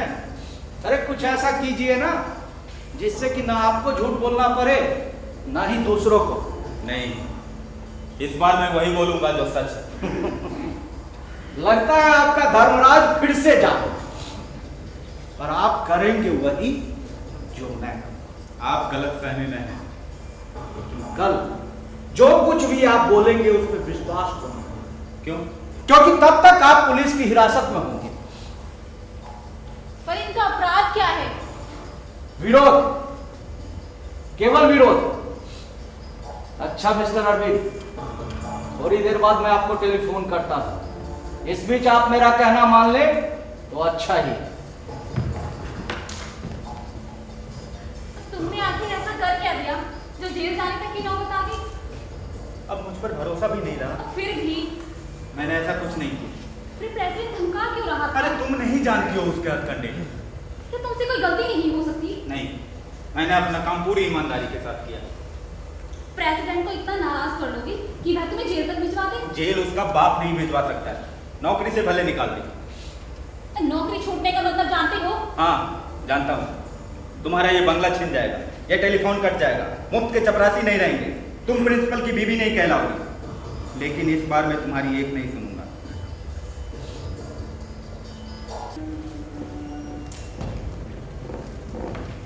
सर। तुम इस समय? जी सर। पर यहाँ आने की वजह? मैं जानना चाहती थी कि क्या आप निश्चित रूप से एक्शन ले रहे हैं या नहीं? तो तुम निश्चित रूप से एक्शन चाहती हो? नहीं चाहती तो फिर रिपोर्ट क्यों करती? अपने माता पिता को सब कुछ बता दिया? जी हाँ। क्या कहते हैं? कहते हैं चुप बैठो, कॉलेज छोड़ दो। लगता है डर गए। क्या उनका डर स्वाभाविक नहीं? सोचते हैं कल अखबार वालों को मालूम हो जाएगा तो वे मसालेदार ढंग से खबरें छाप देंगे और लोग घिनौने ढंग से उसका मजा लेंगे। जो हुआ ही नहीं है वो भी मेरे मत्थे मरा जाएगा। क्या वे इसे अपनी इज्जत पर हमला नहीं समझते? क्या उनकी आत्मा तिलमिलाई नहीं? सर पर कर भी क्या सकते हैं? प्रेसिडेंट से कैसे टकराएंगे? उनका कहना है ऐसे मामलों में लोगों की कल्पना शक्ति बड़ी उपजाऊ होती है। बलात्कार की कोशिश बढ़ती बढ़ती गर्भपात तक जा पहुंचेगी। तो तुम क्या चाहती हो? एक्शन। माँ बाप की मर्जी के खिलाफ? जी हाँ, अपनी मर्जी के खिलाफ जीकर भी क्या करूंगी। अकेली लड़ भी सकोगी? क्या आप साथ नहीं देंगे? हाँ हाँ, दूंगा क्यों नहीं। जानते मेरे पिता को धमकाया जा रहा है। कौन धमकी दे रहा है? राजकुमार और उसके साथी। क्या धमकी दी है? मेरे पीछे गुंडे लगाने की, राजकुमार जो कुछ नहीं कर पाया उसे पूरा करवाने की, मेरे पिता को जान से मारने की। तो तुम लोग पुलिस में रिपोर्ट क्यों नहीं करती? जब मेरे माता पिता बात को आगे बढ़ाना ही नहीं चाहते तो फिर वो रिपोर्ट क्यों करेंगे? उन्होंने तो मुझसे भी साफ साफ कह दिया है कि अगर मैंने रिपोर्ट में जोर दिया तो मुझे घर से बाहर निकाल देंगे। फिर भी तुम एक्शन चाहती हो? जी हाँ, क्योंकि मैं सिर्फ आप पर ही विश्वास करती हूँ। इस सारे मामले के आप ही एकमात्र गवाह हैं और अगर आप बदल गए तो मैं कहीं मुंह दिखाने के लायक नहीं रहूंगी। ठीक है, तुम निश्चिंत रहो। तुम्हारी लड़ाई अब मेरी लड़ाई।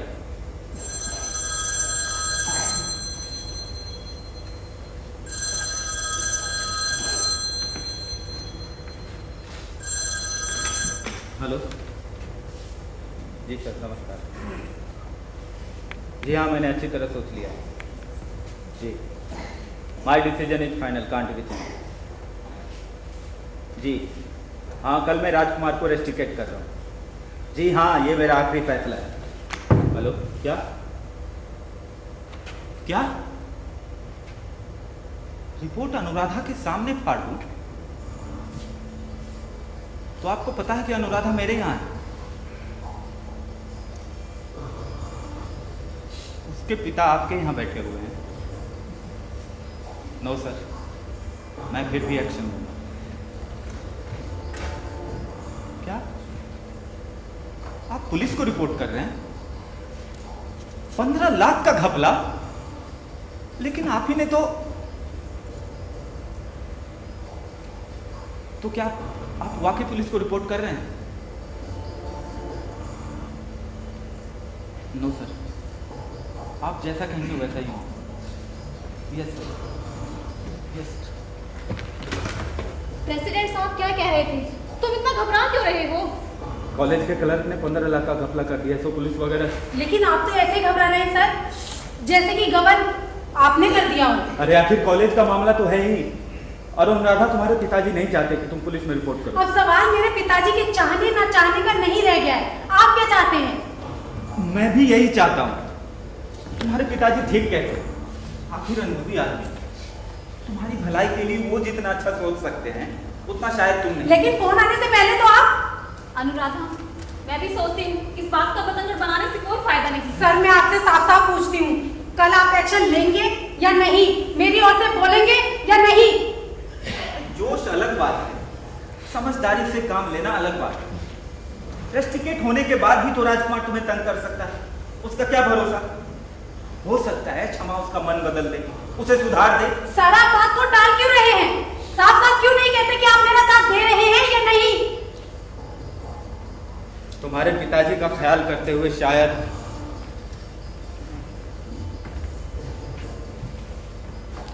मैं तुम्हारा साथ न दे पाऊं। साफ साफ क्यों नहीं कहते कि अपनी नौकरी का ख्याल कर आप मेरा साथ नहीं दे पाएंगे? अनुराधा, चंदू ठीक कहता था सर। क्या कहता था? वह आपको बड़े बड़े निरर्थक शब्द थूकने वाला नपुंसक बुद्धिवादी कहता था। आपने सचमुच मुझे कहीं का नहीं रखा। मेरे सब भ्रम टूट गए। अब आपको चिंता करने की कोई जरूरत नहीं होगी। कल शायद कोई सवाल ही ना उठे। अनुराधा,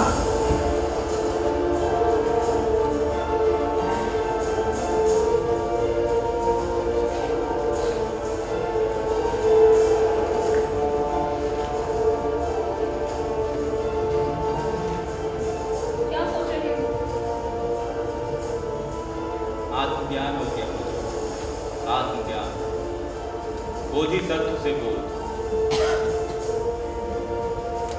अरे ठीक से बताते क्यों नहीं?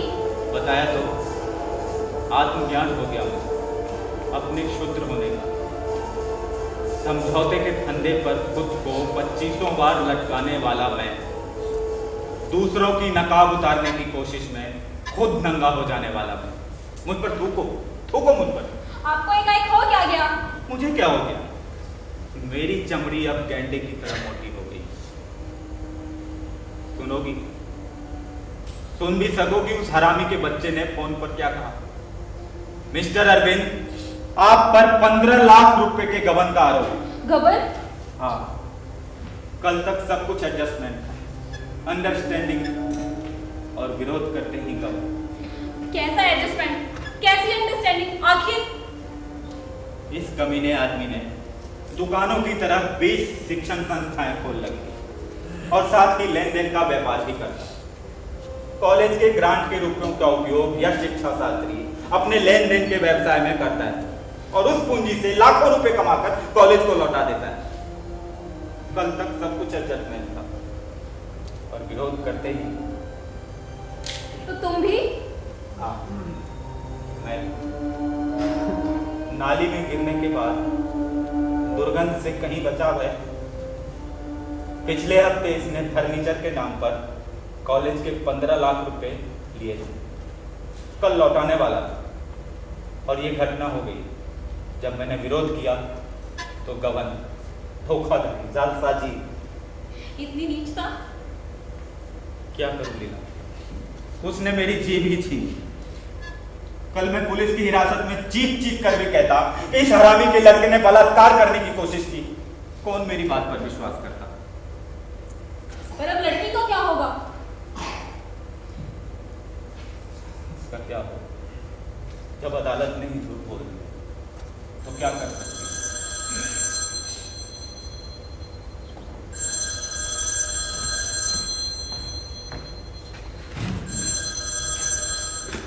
हेलो, क्या एक्सीडेंट?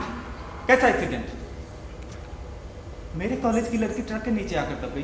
क्या नाम था उसका? क्या? अनुराधा? क्या? अनुराधा? मर गई।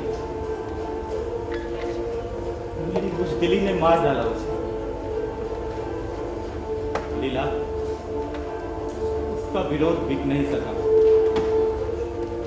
कोई नहीं खरीद सका उसे। वो जाते जाते मुझ पर थूक गई।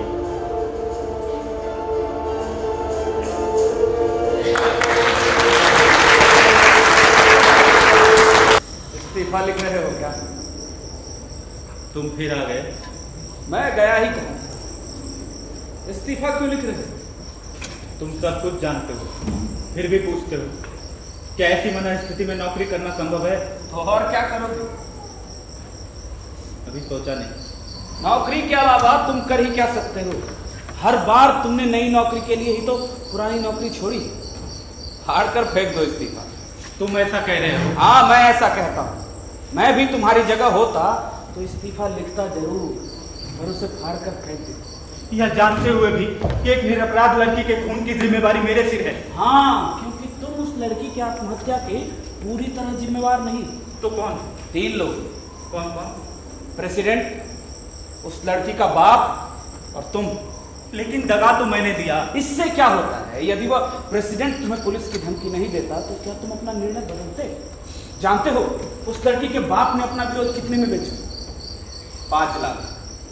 सब कुछ तय हुआ, उसे रातों रात दूसरे गांव भेजने की योजना बनाई जा चुकी। इसलिए तुम नाहक ही पूरी जिम्मेवारी अपने सर ओढ़ते हो।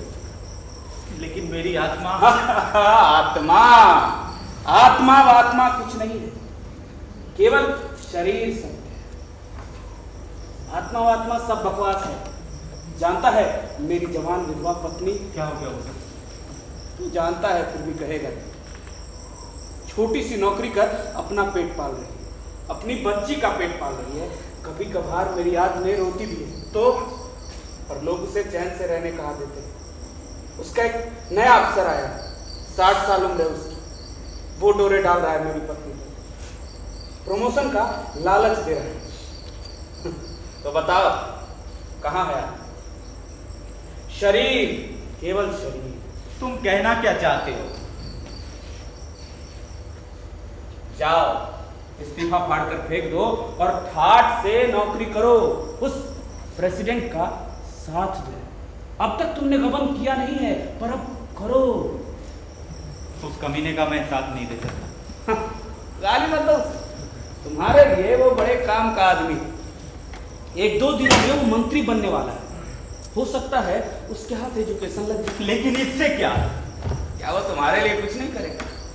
कुछ तो करेगा। तुम्हें कुछ ना कुछ बना कर रहेगा। नहीं, मैं ऐसा नहीं कर सकता। उस लड़की ने मेरी वजह से आत्महत्या की है। मुझे अपने पाप का प्रायश्चित करने दो। प्रायश्चित ही करना है तो तुम भी आत्महत्या करो, लेकिन उसकी भी कोई जरूरत नहीं है। स्त्री का अपमान कोई नई बात नहीं है, वो तो होता ही रहता है। क्या तुम्हारा द्रोणाचार्य कौरवों की दास्ता छोड़कर चला गया? क्या उसने तलवार उठाई? क्यों भूल जाते हो मेरा लिखा हुआ नाटक? याद करो, द्रौपदी का सार्वजनिक रूप से अपमान हुआ, द्रोणाचार्य वहीं खड़ा था, वो चुप क्यों रहा? बोलो, वो चुप क्यों रहा? याद करो मेरा नाटक, याद करो, याद करो मेरा नाटक, याद करो, याद करो। अशोक, क्या सोच रहा है? कुछ नहीं। इतना क्यों सोचता है? इस उम्र में लोग तुझे दार्शनिक कहने लगे हैं। माँ पिताजी नहीं आए। आते होंगे। जानती है, आज सुबह पांडव राजधानी छोड़कर वनवास चले। जानती हूँ। जानते हुए भी तू इतना ठंडा जवाब कैसे दे सकती है? तो क्या करूँ, चीखूं? दुख तो इसी बात का है कि कोई चीखता ही नहीं, तो सब तू चुप बैठे रहते हैं। तो तू चीख। अब क्या चीखूं? जब चीखना था तो चुप बैठा रहा कायरों की तरह। मेरे पिता भी चुप रहे और लोग भी चुप रहे। औरों की बात मैं नहीं जानता, पर पिताजी क्यों चुप रहे? मैं सोचता था कि उनकी गर्जना से पूरी राजसभा कांप उठेगी, दुर्योधन का खून जम जाएगा। पर तू क्यों चुप रहा? तू तो कर सकता था। बहुत होता दुर्योधन का भाई तुझे मार डालता, पर तू क्यों चुप रहा? मैं भी यही सोच रहा।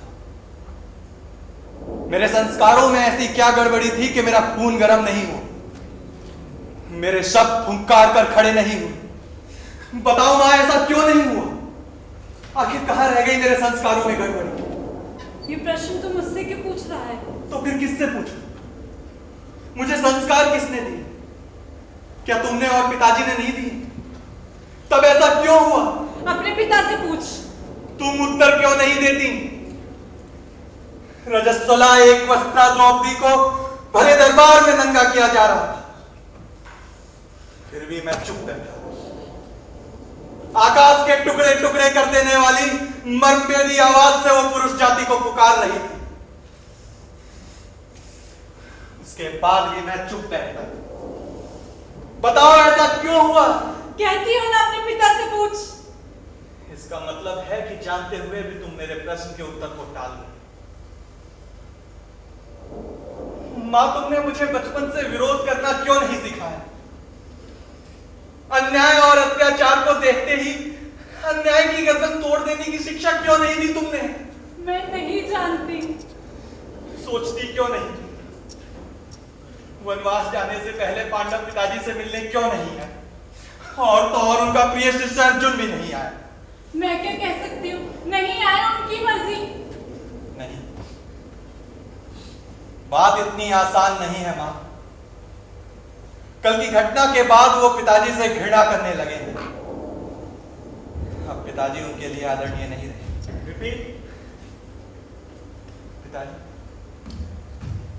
पिताजी पांडव वनवास जाने से पहले आपसे मिलने क्यों नहीं है? क्यों आते हैं? क्या वो आपके शिष्य नहीं है? किंतु अब मैं उनका गुरु कहाँ रहा? किंतु संसार तो आपको महान आचार्य जानता है। संसार को क्या मनवाया नहीं जा सकता? पिताजी, आप कल दरबार में चुप क्यों थे? कल से ये प्रश्न मुझे नोच नोच कर खाया जा रहा है। पिताजी, आप चुप क्यों थे? क्या इस प्रश्न का उत्तर देना आप जरूरी है? हाँ पिताजी, जब द्रौपदी की पुकार किसी ने नहीं सुनी तो वो आपके सामने आकर खड़ी हो गई। याद है उसने क्या कहा था? उसने कहा था कि आचार्य, आप तो ना पांडव के रक्त संबंधी हैं ना कौरवों के, आप आचार्य हैं। क्या दुर्योधन आपका कहना नहीं मानेगा? आपको तो सत्ता का मोह नहीं है? क्या आप अपने शिष्यों की पत्नी को सार्वजनिक रूप से अपमानित होते देख सकते हैं? उठाइए अपना धनुष, पर आप चुप रहे क्यों? इस प्रश्न का उत्तर अपनी मां से पूछो। जब मैं मां से पूछता हूं तो वो कहती है अपने पिता से पूछो, और अब आप मां की ओर संकेत करते हैं। जो जिम्मेवार है उसी से पहले पूछना चाहिए। मैं जिम्मेवार हूँ तुम्हारी चुप्पी के लिए? तुम्हें कुछ लगता नहीं मुझ पर आरोप लगाते हुए? जरा गहराई से सोचो, पिछली बातों के संदर्भ में सोचो। अपना नपुंसक आचरण ढकने के लिए तुम्हें मुझ पर आरोप लगाते हुए तनिक भी लज्जा नहीं आती? मैं पूछती हूँ, कहाँ मर गया तुम्हारा आचार्य? क्या वो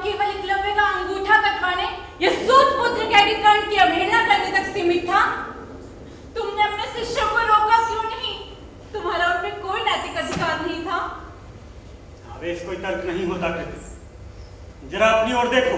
क्या देखूं? साफ क्यों नहीं कहते? तुम्हें अपने शत्रु द्रुपद की पुत्री को अपमानित होता देख एक हिंसक आनंद मिल रहा था। किंतु वहां कृपाचार्य, विदुर और भीष्म भी तो थे।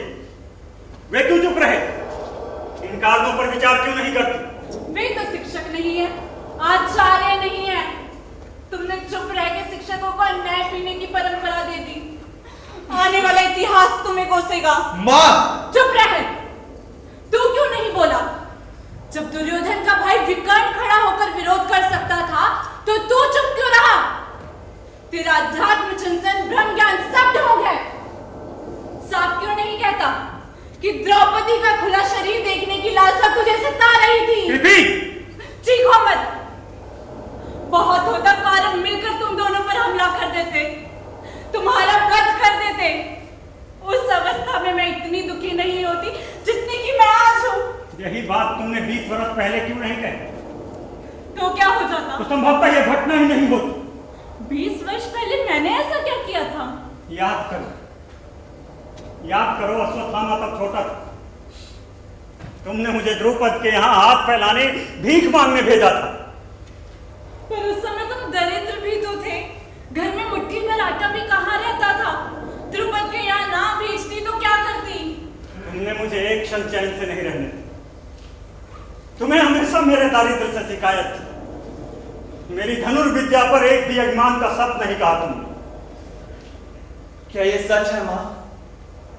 उस दिन को याद क्यों नहीं करते जिस दिन अश्वत्थामा को मैंने दूध के नाम पर आटे का घोल पिलाया था?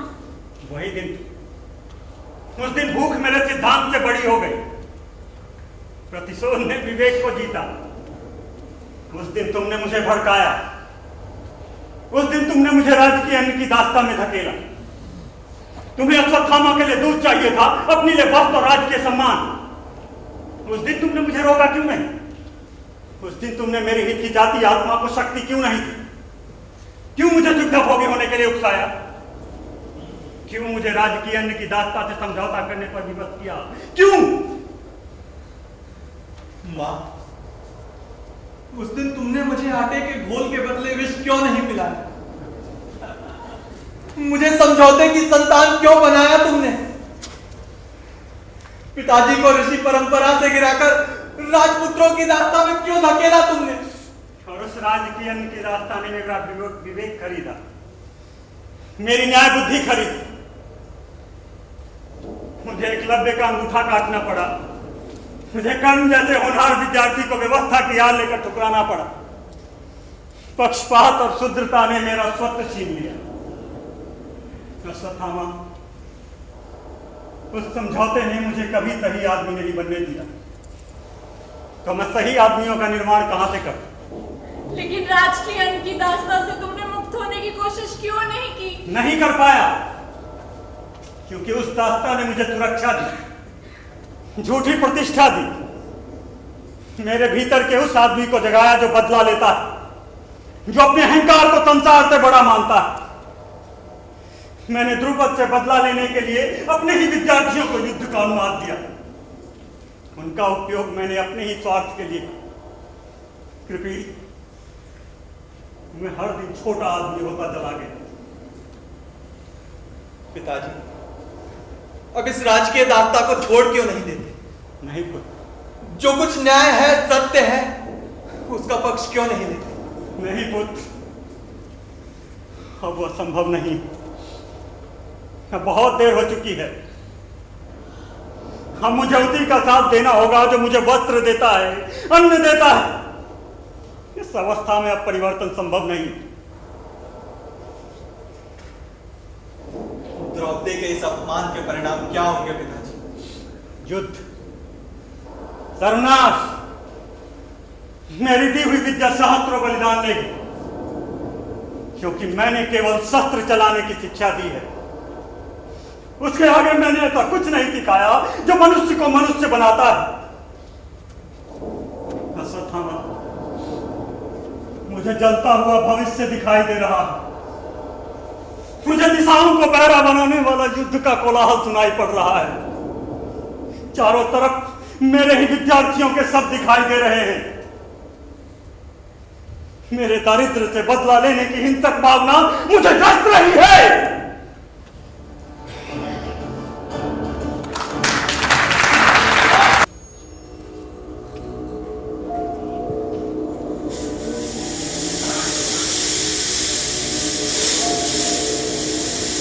क्या सोच रहे हो? कुछ नहीं। झूठ। तुम सोच रहे हो कि कल अदालत में क्या हो? मैं क्यों सोचूं? मैंने कोई हत्या नहीं की। मैं कहाँ कह रहा हूँ कि तुमने हत्या की। इतना साहस तुम में है ही कहाँ? हत्या की तो दूर रही, तुम तो आत्महत्या भी नहीं कर सके। तुम जानते हो कि मुझ पर केवल सर्कमस्टेंशियल एविडेंस के कारण मुकदमा चलाया जा रहा है। तुम यह भी जानते हो कि मैंने प्रेसिडेंट को उस पहाड़ी क्लिफ से नहीं धकेला। ये सच है कि तुम निरपराध हो, लेकिन सच सच बताना, क्या पिछले कुछ दिनों से प्रेसिडेंट के लिए तुम्हारे मन में भयानक नफरत रही है या नहीं? हाँ, लेकिन वह केवल एक विचार था। वो केवल एक विचार नहीं था, उसमें योजना का बीज था। पिछले साल जब उस क्लिप से कूदकर एक व्यक्ति ने आत्महत्या की तो तुम उस स्थान को देखने गए थे? हाँ, गया था। उस स्थान को देखकर तुम्हारे मन में कौन सी कल्पना आई थी? याद नहीं आता। झूठ, फिर झूठ। क्या प्रेसिडेंट को धकेलकर उसकी हत्या का विचार तुम्हारे मन में नहीं आया? हाँ, आया था। इसके बाद प्रेसिडेंट बीमार पड़ा, ब्लड प्रेशर। डॉक्टर ने उसे सुबह शाम दूर तक घूमने की सलाह दी थी। हाँ, दी थी। तुम उसके साथ घूमने जाने लगे। तुम्हारे सहयोगियों को तुम्हारे ऊपर कोई शक नहीं, उन्होंने इसे खुशामद समझा, लेकिन तुम्हारे मन में यह पापी विचार बराबर बना रहा। हाँ, बना रहा। तुम प्रेसिडेंट को शाम के समय उस क्लिफ की ओर ले जाने लगे। प्रेसिडेंट को तुम्हारे ऊपर जरा सी भी शंका नहीं हुई। पर मैं ऐसा जानबूझकर नहीं कर रहा। लेकिन तुम कर रहे थे। उस शाम जब क्लिफ के नीचे तराई के गांव में मेला लगा हुआ था, नगाड़ों की आवाजें आ रही थी, तुमने प्रेसिडेंट को क्लिफ के बिल्कुल छोर तक बुलाया और कहा, प्रेसिडेंट साहब देखिए, लोग कैसे चींटियों जैसे नजर आ रहे हैं। कहा था या नहीं? हाँ, लेकिन हत्या का विचार मेरे मन में तब भी नहीं आया था। प्रेसिडेंट उत्सुकता बस तुम्हारा सहारा लेकर आगे बढ़ा, तुम्हारा हाथ उसके कंधे पर था। बताओ, उस समय तुम्हारा मन पाप से भरा था या नहीं? पर मैंने उसे धकेला नहीं। भाग्य ने तुम्हारा साथ दिया। प्रेसिडेंट अपना बैलेंस नहीं संभाल सका और वो खुद ही गिर गया। क्यों? हाँ, वो अपनी मौत खुद मरा। मैं अपराधी नहीं हूँ। मेरे शत्रु जबरदस्ती मुझे फांस रहे हैं। कौन है तुम्हारे शत्रु? अब मैं किसका नाम लूं? तुमने पुलिस में रिपोर्ट की एक्सीडेंट का, पूरी घटना बताई, लेकिन लोगों को तुम्हारे ऊपर जरा सा भी विश्वास नहीं। जानते हो कौन थे वो? मैं कैसे जानूं? तुम जानते हो पर कहोगे नहीं। वो लोग थे तुम्हारे सहयोगी, जिन्हें तुम प्रेसिडेंट के कहने पर 50,000 की रसीद लिखाकर केवल 30,000 रुपए वेतन देते थे। लेकिन यह तो पुरानी परंपरा। लोगों को उम्मीद थी कि तुम इस परंपरा को तोड़ोगे। लोगों के इस तरह सोचने का जिम्मेवार मैं कहाँ? फिर झूठ। फांसी का फंदा नजदीक आता जा रहा है, फिर भी सच नहीं बोलते। तुम हमेशा अन्याय और शोषण के खिलाफ लेक्चर देते थे, मानवीय अधिकारों का झंडा उठाकर घूमते थे। तब अगर लोग तुमसे आशाएं रखते थे तो क्या वो गलत करते थे? तुमने उन्हें दगा दिया है। जब तुम प्रेसिडेंट के साथ घूमने जाने लगे तो उन्हें विश्वास हो गया कि तुम प्रेसिडेंट के आदमी हो, उनके नहीं। नहीं, यह झूठ है। यह सच मैंने है। अपने सहयोगियों को कभी दगा नहीं दिया। लेकिन तुमने उनके लिए कुछ किया भी तो नहीं। अब तुम केवल एक बात को लेकर चिंतित हो कि कल अदालत में क्या हो, चंदू अदालत में क्या बोलेगा। चंदू सच बोले, सच के सिवा कुछ नहीं बोल सकता हूँ। क्या तुम चाहते हो कि चंदू सच बोले? बोलो, बोलते क्यों नहीं? इसके सच बोलने का अर्थ जानते हो तुम? तुम्हारा अपराध सिद्ध हो जाए। वो मुझे बचाएगा विमलेंदु, उससे मेरा विरोध हो सकता है। मैंने उस पर अन्याय किया, यह भी सच है, लेकिन वो मेरा शिष्य, आखिर कुछ तो सोचेगा, वो मुझे बचाएगा। वो केवल तुम्हारा शिष्य नहीं, वो मनुष्य भी है और इस घटना का चश्मदीद गवाह है। उसने सब कुछ अपनी आंखों से देखा है, इसलिए उसे संभालो। मैं यही कहने आया, संभालो उसे, संभालो, संभालो उसे।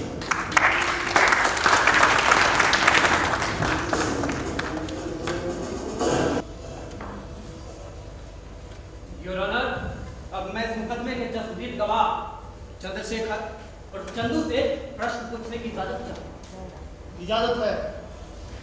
तो तुम प्रोफेसर अरविंद को कब से जानते हो? पिछले 8 साल से। किस तरह? ये कॉलेज में है प्रोफेसर थे। तुम्हें कॉलेज छोड़े कितने वर्ष? मैंने कॉलेज छोड़ा नहीं, फिर मैं कॉलेज से निकाल दिया गया। क्यों निकाल दिया गया? मैंने कॉलेज अथॉरिटीज का विरोध किया। किस बात को? नकल को लेकर प्रेसिडेंट का लड़का सबके सामने छुरा रखकर नकल कर रहा था। वो पकड़ा गया, लेकिन उसकी रिपोर्ट दबा दी। बेहतर होगा कि जितना पूछा जाए जवाब उतने का ही दो। किसने दवाई दी? प्रोफेसर अरविंद और प्रेसिडेंट ने। इसका क्या प्रमाण है तुम्हारे पास? इस बारे में कॉलेज के पुराने प्रिंसिपल से पूछ सकते हैं आप। कॉलेज से निकाले जाने के बाद तुम क्या करते रहे? कुछ नहीं। कुछ नहीं यानी कुछ नहीं। विराट पर विश्वास न हो, शब्द को देखिए।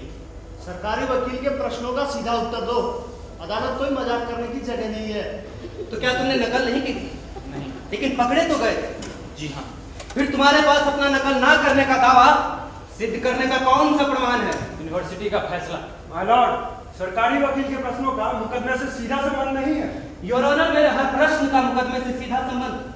चंदू के उत्तर से साफ जाहिर है कि प्रोफेसर अरविंद ने राजकुमार की रिपोर्ट दबाई। क्या इससे प्रोफेसर अरविंद के चरित्र के बारे में नई जानकारी नहीं मिली?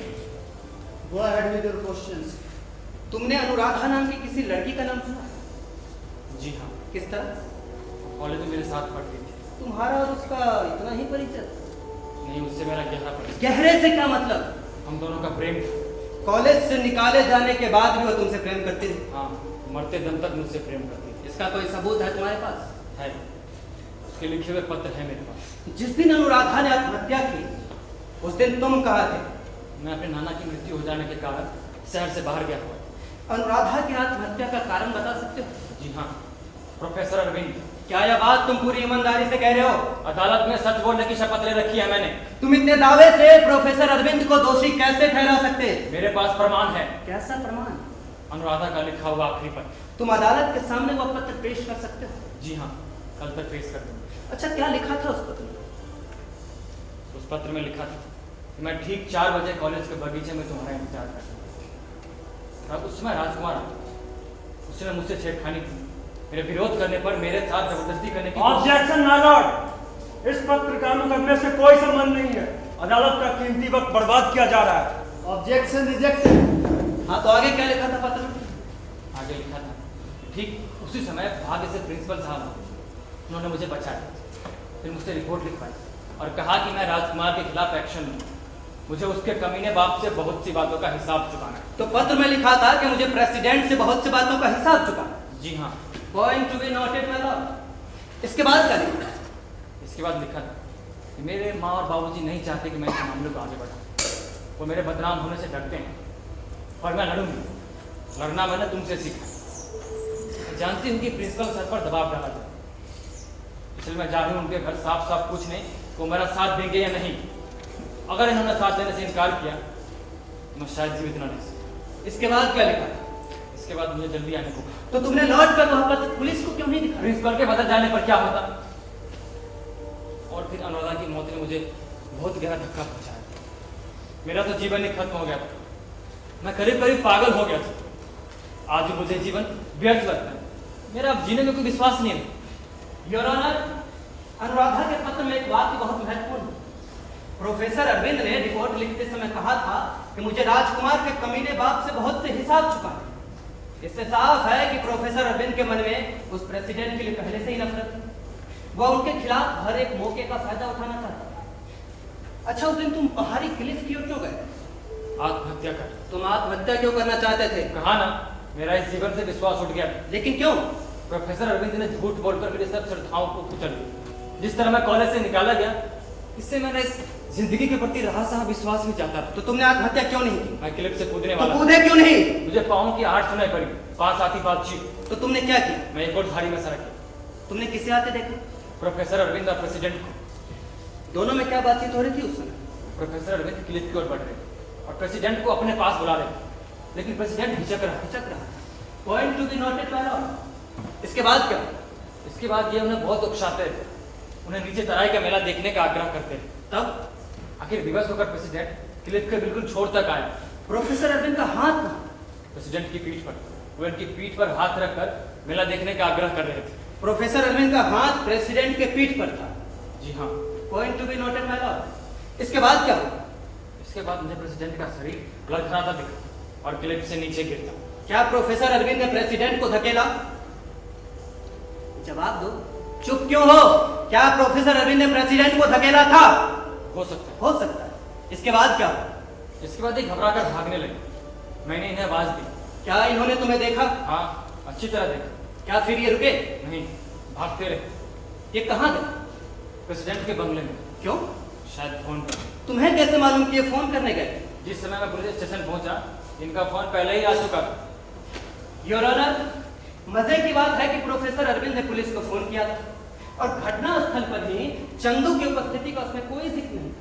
इससे साफ है कि प्रोफेसर अरविंद इस बात को दबाना चाहते थे। आप गवाह से और कोई प्रश्न पूछना चाहते हैं? No your honour. Now the defense counsel may cross-examine the witness.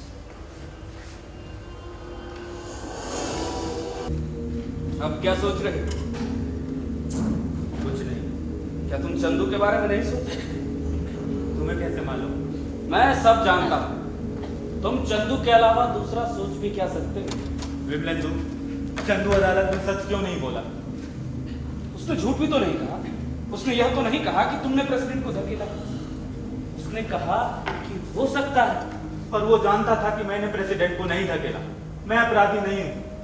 फिर भी वह सच क्यों नहीं बोला? बिल्कुल यही प्रश्न पूछा था द्रोणाचार्य ने, बिल्कुल मरते मरते।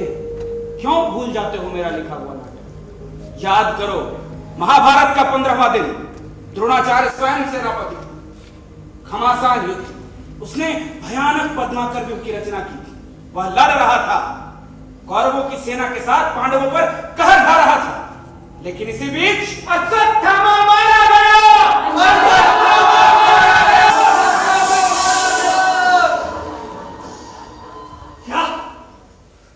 क्या अश्वत्थामा मारा गया? मेरा पुत्र अश्वत्थामा मारा गया? कोई बता सकता है? तुम बताओ, क्या मेरा पुत्र मारा गया? क्या अश्वत्थामा मारा गया? बोलो बोलो, क्या अश्वत्थामा मारा गया? लोग तो यही चिल्ला रहे हैं, पांडवों की सेना में खुशियां मनाई जा रही है। क्या ये सच है? युद्ध में क्या सच और क्या झूठ, किसी का विश्वास नहीं। क्या कोई नहीं जानता? कोई नहीं जानता कि कौन मारा गया? कोई भी नहीं जानता? तुम बताओ, क्या तुम इसमें पांडवों की चाल समझते? कुछ नहीं कहा जा सकता आचार्य। जयद्रथ के वध का स्मरण कीजिए।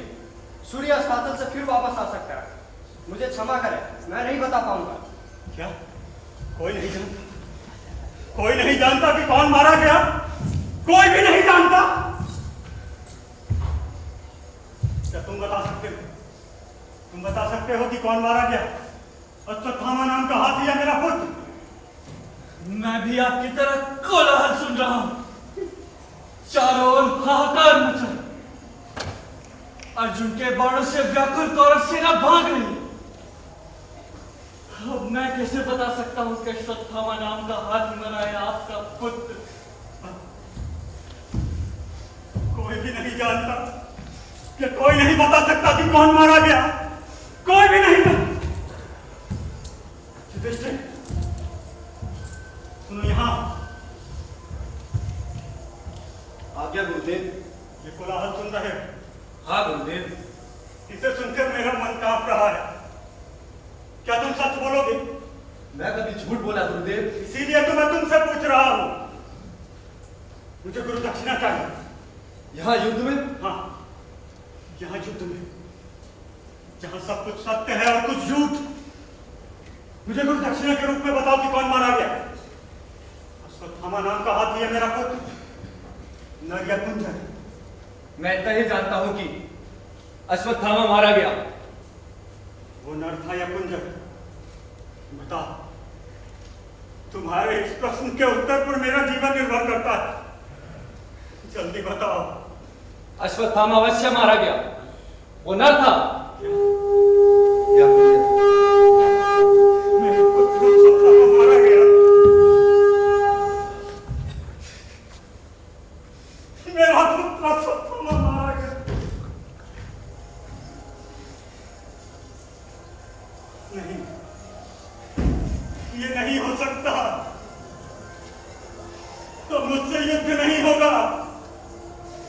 मुझसे युद्ध नहीं होगा। खड़े खड़े देख क्या रहे हो दृष्ट तुम? उठाओ तलवार, काट दो इस बूढ़े की गर्दन, ले लो अपने पिता के अपमान का बदला।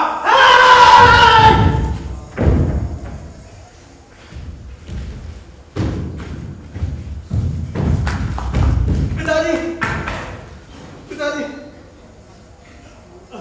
हाँ पिताजी, तुम जीवित हो। हाँ पिताजी। फिर वो धर्म का झूठ क्यों बोला? मेरी गुरु दक्षिणा के शपथ के बाद भी झूठ बोला, क्यों? क्यों?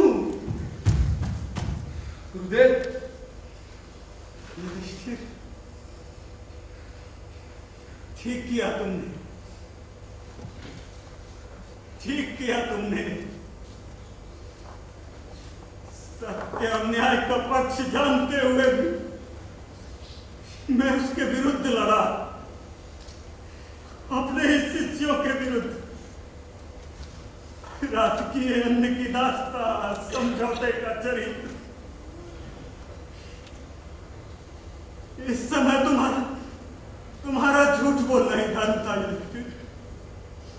क्योंकि तुम अगर सच भी बोलते तो क्या इतिहास झूठ बोलता?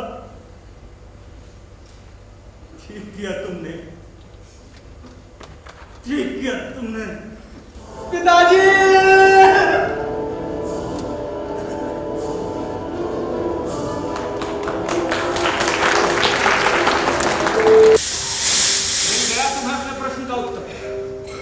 क्या चंदू की तुलना धर्मराज से करना उचित है? झूठ। तुम जानते हो कि तुम्हारे सवाल का जवाब क्या है। Hour of confession is approaching, फिर भी तुम सच नहीं बोलते। ये बताओ, चंदू को झूठ बोलना किसने सिखाया? किसने सिखाया? तुमने। और किसने? मैंने। हाँ, तुम उसके लिए कब सच बोले? तुम्हारे हर एक झूठ ने उसके विश्वास को गहरे धक्के दिए। एक शिक्षक के तौर पर कुल मिलाकर तुमने उसे दिया क्या? अर्थशास्त्र पर भाषण, माल्थस, पिथागोरस के सिद्धांत? अरे वो तो किताबों में भी पढ़े जा सकते। सवाल ये है कि तुमने उसे क्या दिया? क्या तुमने उसे कुछ ऐसा दिया जो उसके जीवन को अर्थ देता? तुम रह रहकर मुझे दोष दे रहे हो। ये बताओ, मुझे झूठ बोलना किसने सिखाया? व्यवस्था ने। दम घोट कर रख देने वाली व्यवस्था, विरोध से तिलमिला उठने वाली व्यवस्था। क्या मैं शुरू से कमीना था? नहीं। क्या मैंने माल्थस, पिथागोरस के सिद्धांतों से आगे बढ़कर जीवन का अर्थ तलाशने की कोशिश नहीं की? क्या मुझ में जो क्रोध नहीं था, छटपटाहट नहीं थी? मैं कहाँ मना कर? फिर तुम उस प्रेसिडेंट को दोष क्यों नहीं देते हो? क्योंकि उसके पास सत्ता थी, व्यवस्था उसकी पेट थपथपाती थी। सत्ता के कारण उसे तुम्हारी नियति तय करने का अधिकार है। सवाल यह है कि उसने जो तय कर दिया उस पर तुम चले क्यों नहीं? याद करो, जब जब तुमने विरोध की भाषा अपनाई, सत्ता ने सीधे तुम्हारे अस्तित्व पर कभी प्रलोभन देकर तो कभी आतंक। इसलिए मैं कहता हूं, विरोध मत करो, सब बकवास है। यदि व्यवस्था तुम्हें अपने इशारे पर भौंकने वाला कुत्ता बनाना चाहती है तो भौंको, कुत्तों के पिल्लों को जन्म दो। चंदू और युधिष्ठिर पैदा मत करो, राजकुमार और दुर्योधन पैदा करो। या तुम्हारे आत्म बलिदान का यही निष्कर्ष है? वजनी शब्दों का इस्तेमाल बंद करो, इन्होंने अपने अर्थ खो दिए। आत्म बलिदान जानता है मेरी पत्नी का? मैं नहीं जानता। शहर छोड़कर चली गई उस बूढ़े अफसर से बचने के लिए, उसकी टपकती लार से बचने के लिए, उसकी भूखी नजरों से बचने। फिर भी तू आत्म बलिदान जैसी भाषा का विचार करता है? शर्म नहीं आती तुझे? नहीं, ये झूठ है। ये सच है। मैं बहुत सुन चुका। जानता है तू कौन है? कौन हूं मैं? तू द्रोणाचार्य। नहीं। व्यवस्था और सत्ता के कोड़ों से पिटा हुआ द्रोणाचार्य। नहीं। इतिहास की धार में लकड़ी की खून बदल के कगार पर लगा सड़ा गला द्रोणाचार्य। नहीं। व्यवस्था की लाइट हाउस से अपनी दिशा मांगने वाला टूटे जहाज सा द्रोणाचार्य। नहीं, मैं द्रोणाचार्य नहीं हूं, मैं अरविंद हूं, प्रोफेसर अरविंद। तू द्रोणाचार्य है? नहीं। युद्ध में कौरवों का साथ देने वाला, उनकी ही भाषा बोलने वाला। तू किस बात का? नहीं। तू द्रोणाचार्य है? नहीं। हाँ, तू द्रोणाचार्य है। नहीं। एक और द्रोणाचार्य। नहीं।